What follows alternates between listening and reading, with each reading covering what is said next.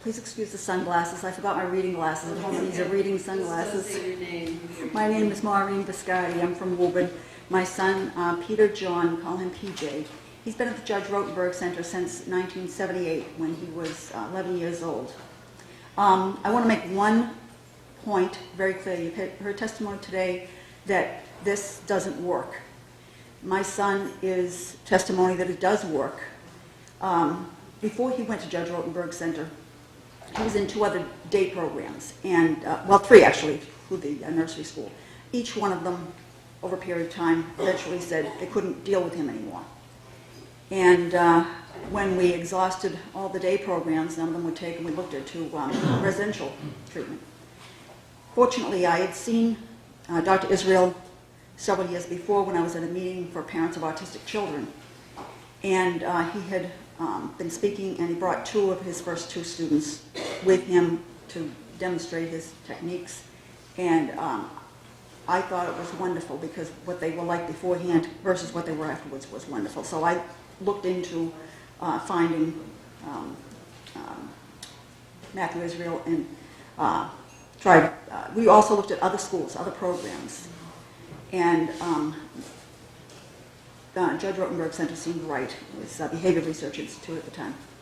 My son, before he went there, engaged in destructive, self-abusive, aggressive behaviors. We used to lock everything up, the cupboards, the doors, the fence around the yard. But every once in a while he would get out of those locks, get those locks, and somebody would forget to lock them. One time he got the door unlocked and ran out into a 4-lane road, very busy road. We were sound asleep at the time, and so it's 6 o'clock in the morning, and a neighbor across the street came over and went out onto the highway and got him and brought him back to us. One time, one of us left the cupboard unlocked, and he went into the bathroom. When I went looking for him, he was sitting on the bathroom floor with a blood-soaked towel, patting himself and saying, "Hurt, hurt." He had gotten a hold of a razor blade and sliced himself all up, and his legs, his torso, and his arms. And we wiped the blood off and brought him to the emergency room, and thank God he had not cut any veins or arteries. He was all right. Another time, one of us left the locks unlocked. And again, when I went to check on him, he was sitting on the bathroom floor, and he had gotten into Drano. It was in his mouth, and it was all over his legs. I tried getting as much out of his mouth as possible, and we got him to the hospital, and thank God he had not swallowed any. But he had terrible chemical burns inside his mouth and all over his legs. And he used to knock over furniture. He used to wipe out all the books from the bookcase and then knock over the bookcase. Took drawers out of the chest and knock over the chest of drawers. He has a brother and a sister that are very close in age to him. We were constantly in fear of their safety.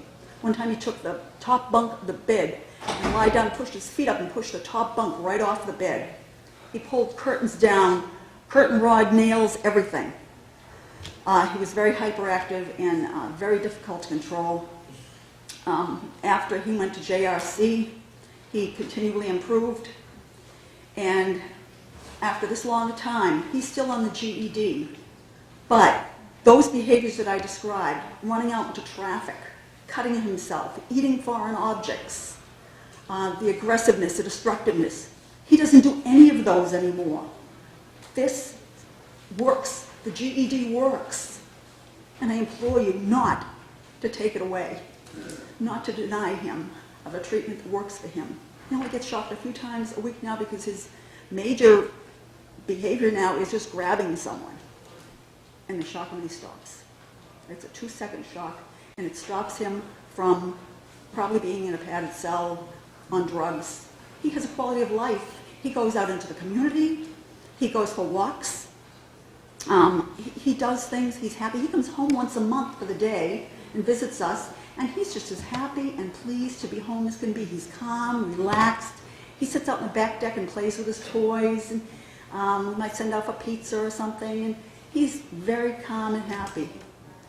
So I implore you to keep this program. You're welcome.